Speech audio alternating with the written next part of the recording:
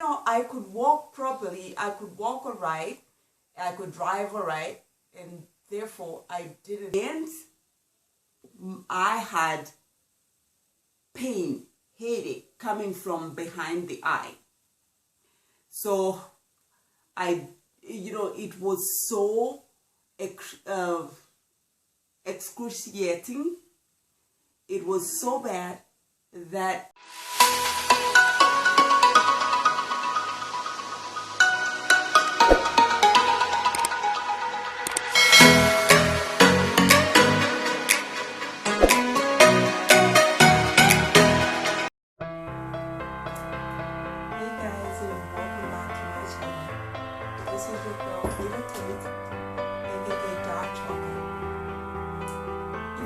subscribe to my channel. What are you waiting for? Please subscribe and turn on that post notification button so that each time I post a video, you are notified. In today's video, I want to share a story about me.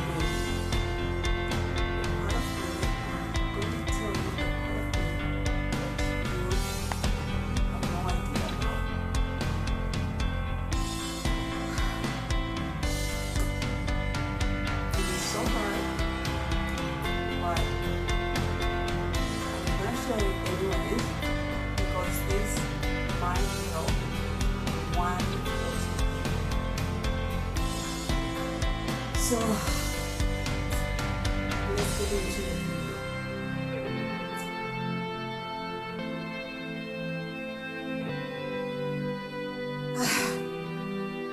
It's so hard for me to start. I don't even know where to start from.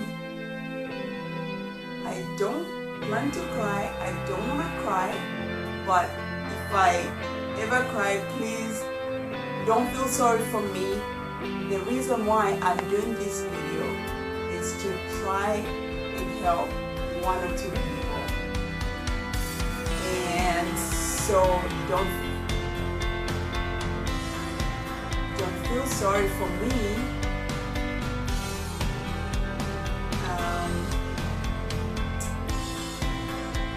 Yeah, it's so hard because I just don't know where to start from. So, like I was saying, I have been diagnosed with a disease for which there is no cure. So, in short, it's an incurable disease. And this is what I live with every day of my life. So, my journey started in 2017. I want to say February-ish, March-ish, somewhere there. Like, I can't remember exactly which month, but it's earlier on in 2017. So one day I just woke up and I had this low level dizziness. I didn't think much about it, and so I just went through the day. I was like, okay, it's going to clear at some point. So, 2 days later, the dizziness did not go away. A week went by, I still had that same dizziness, low level dizziness. I could walk properly, I could walk alright, I could drive alright, and therefore I didn't think much about it. But when I went into the second week, I was like, perhaps I'm not drinking enough water. So what I did is I ramped up my water intake, And another week went by. Still, the dizziness was there. And if anything, I think that, it started like increasing or intensifying, not by much, but I could see the difference from the time I started. And so about a month after, like I'm the kind of a person that just doesn't run to the hospital, to the clinic each time I feel a little something. So about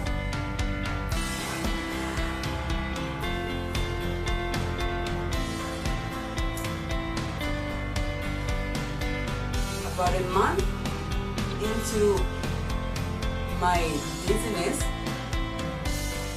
I decided to go to the clinic. I went, I saw this, this doctor. They ran some tests. And they told me that, oh no, your HB is low. I was like, oh, okay.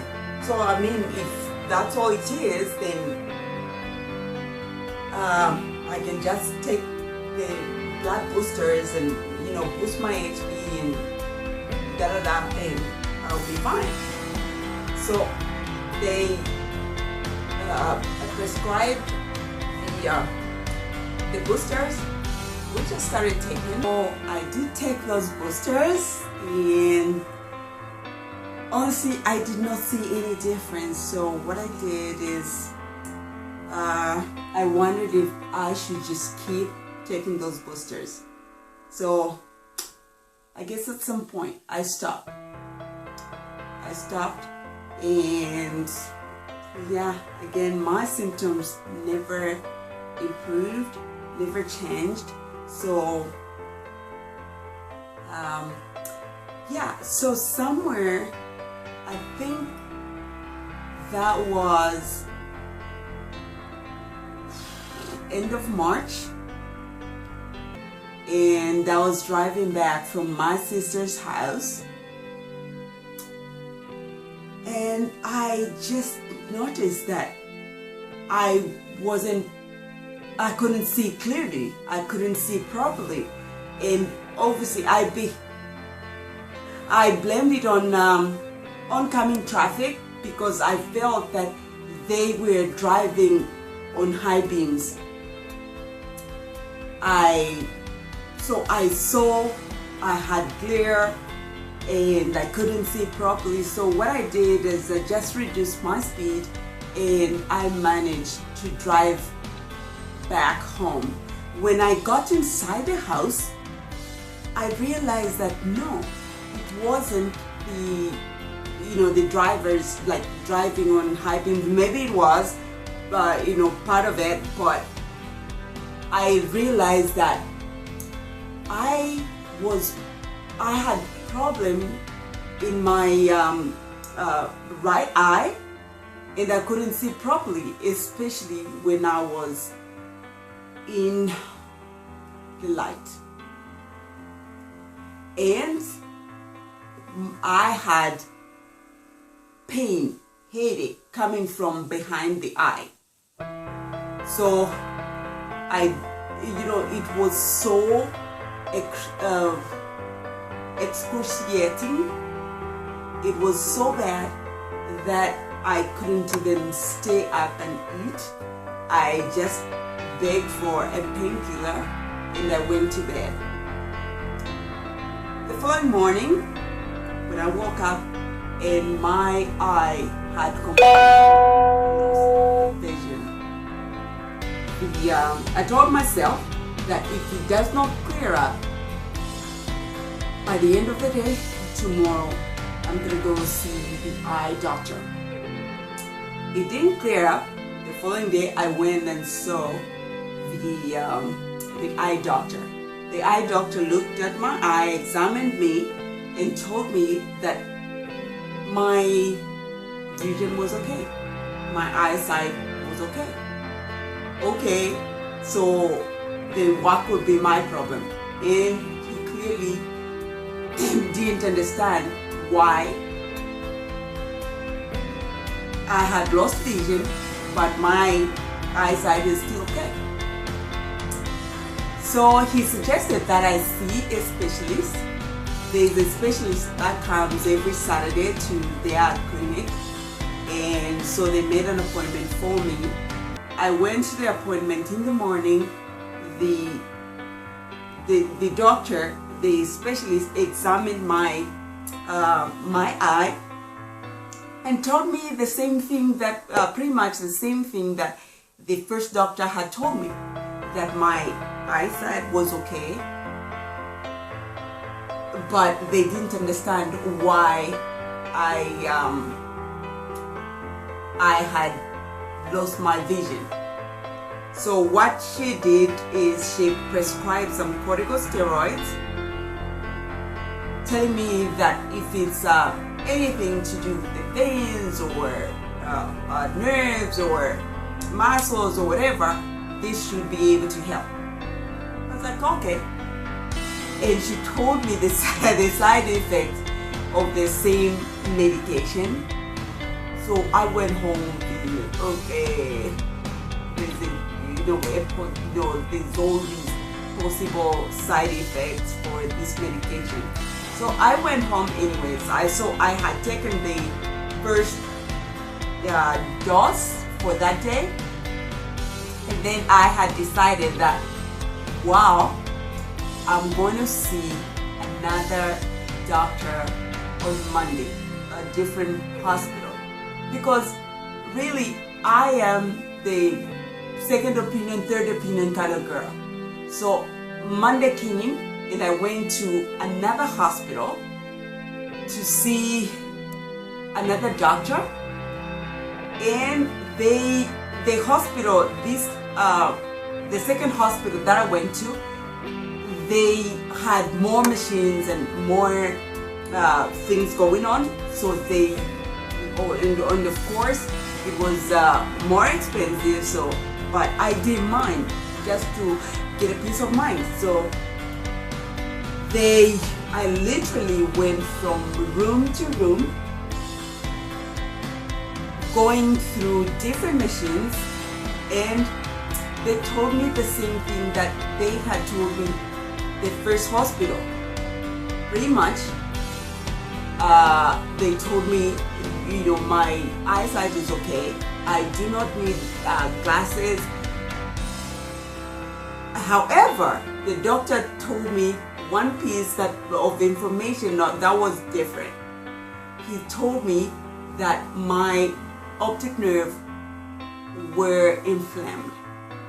So he prescribed the corticosteroid like the other doctor, except his dosage was higher, like really high dosage, and this one was actually IV.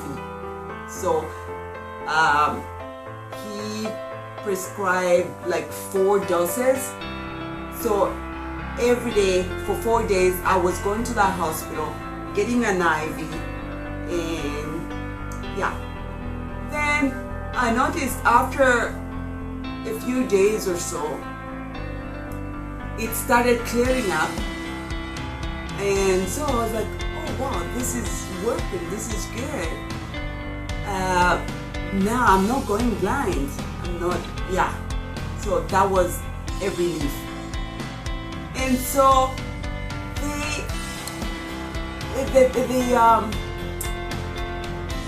vision came back about 95%, but the dizziness was still there. And so, but it was, I would say it was getting better. It was getting better. And so that's how, it went. That's how my journey started. So it was like that. I would get the vision problem in this eye, As soon as it's cleared, I'll get it on this eye, and it went on and off like that. So yeah, now fast forward to 2018.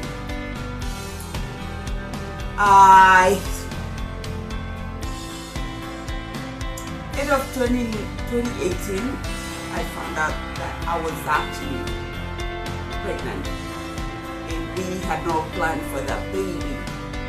But it was like, okay, it's here, then what can we do? Nothing. So let's just find out what it is that I have, because I do not want an innocent baby to get whatever I have. So I set on the journey to find out what it is that I had. I went to a doctor. Did I mention that, no doctor told me or even suggested that perhaps what I had was something neurological? But I just had that feeling that, maybe that's something to do with nerves, something neurological. So what I did is I went and did an MRI. I referred and went to the hospital. And of course, if it's self-referral, no, even when you've been referred to, you gotta pay money. So I went and paid, and I had my MRI done. So because I had referred myself, they just gave me the CD and said, okay, you can take it to whatever doctor you want, and they can make a report. They can tell you what it is that we found, or that's the MRI is showing on the brain. So as much as I wanted to find out what I had, I was also scared of what could, what it could be.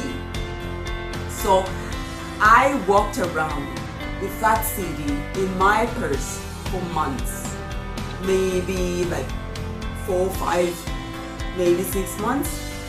I never showed it to any doctor. So that's when I had found out that I was pregnant. I went to, because at this point I really wanted to know what it is that I had so that I could protect the unborn baby. I went to Coptic Hospital, and there was a neurosurgeon that I saw, and because I was hoping, he could look at my CD and then tell me what it is that, that's on my brain. So he looked on my CD and he told me that my brain was clean. There's nothing on my brain. I was happy about that, but I was also, there was more questions than answers, because if he says my brain is clean, then what is it that I have? And now I'm carrying this innocent baby in my tummy. So what is it that I have? They also did an ultrasound. They also did some blood works, and everything was coming out clear. So I went home, I was feeling like it was really a mixed bag. On one hand, I was feeling like, okay, I guess there's nothing serious that they've told me. But again, I was like, okay, if there's nothing, then why am I living under wellness? Because clearly this is not normal. Okay, but then the search continued. So from there, my dizziness had intensified. It turned out that I actually had anemia. So while they were like, doing the normal routine checkup for pregnant women, they told me that my blood was actually low. So they put me on blood boosters, and this time it was actually genuine because because of being pregnant, I was, I really needed some blood. So that's what I did. I just boosted up my blood until I kind of felt that, this is, it's making a difference. So the other ENT that I had seen, after I saw the neurosurgeon, and he was just like, he saw my MRI, and to him there was nothing, and so he was just saying different things. He told me that I had cluster headaches, but then I was like, okay, I don't know what that is, but like in my mind, I didn't say that out loud. So in my mind, I was saying, look, I do not know what that is, but I don't think that's what I have. So I requested that I see an ENT just because I could feel pressure in my ears. I could feel the drumming. I could feel some pain in my ears. So I wanted to see. I had suspected that maybe I have some ear infections. So what I did is I made an appointment with ENT in the same hospital, the Coptic hospital. We went and saw this guy, the doctor, and he told me that I have allergies. I'm like, allergies? I've never have had allergies in my life, so why now? But then you're thinking, okay, you're pregnant, and things change maybe.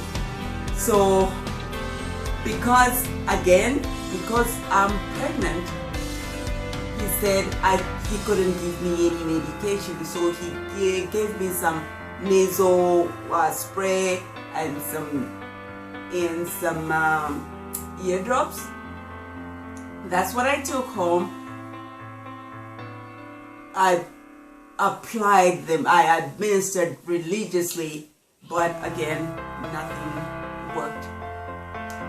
So I just, so for a moment I just kept on with the prenatal vitamins, and at some point I felt like my dizziness was just way too much. I was worried to fall just because I was pregnant. So what I did is I went and saw another ENT. And this guy asked me a series of questions, which I answered, and then he told me that I have fluid imbalance in my ears, in my head, and there's also crystals that move from the canal where they're supposed to be, and they just float around, and they cause like imbalance and causing dizziness and whatever. But again, he told me he added, at that point I was 5 months pregnant. Then he added that he couldn't give me any medication because of my pregnancy.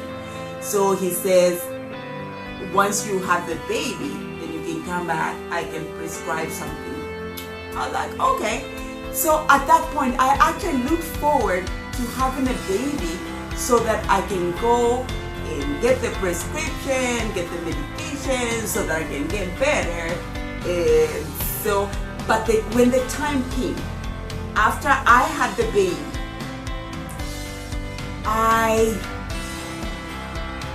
it just came to me, a thought came to me. I was like, why should I go back to that doctor? Why can't I just go and see? Again, like I said, I'm the second opinion kind of opinion, third opinion kind of girl. So I figured I could just go to another doctor and see another ENT and see if they're going to say the same thing. So instead of going back to the doctor that promised a prescription after I had a baby, I went to another ENT. And this one, and I was very careful when I was selecting an ENT because I had just, spent a lot of money seeing people and I wasn't getting the answers that I was satisfied with. So there is an expert community in Zambia called Expert Zambia. So on there I had seen one time somebody, an expert that was looking for a recommendation for an ENT, and I followed that feed. So a bunch of people responded and whatnot, but the name of one doctor seemed to be popping up quite frequently. So what happened? In one person that responded, one of the people that responded, I actually happened to know them personally. So what I did is I just called them up and I said, okay, I saw you responded to somebody that was looking for a recommendation for an ENT. So what can you tell me about this ENT? Are they good? And blah, blah, blah. So they swore by that person, that doctor, that they are pretty good, and if you want to see an ENT, she's the one to see. So that's what I did. I made an appointment with her, and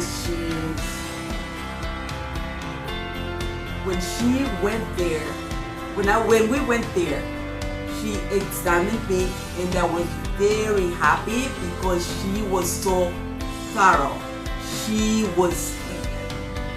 asked me all these questions. She did all these tests. So I was very happy about that. And this was just for the starters. And I am very happy that I saw her. I've never regretted 1 cent that I spent on her because she set me on the right path. So please look out for part 2 of my journey. This has been your girl Tech, aka Doctor. If you're not yet subscribed to my channel, please subscribe and turn on that post notification button so that each time I post a video, you are notified.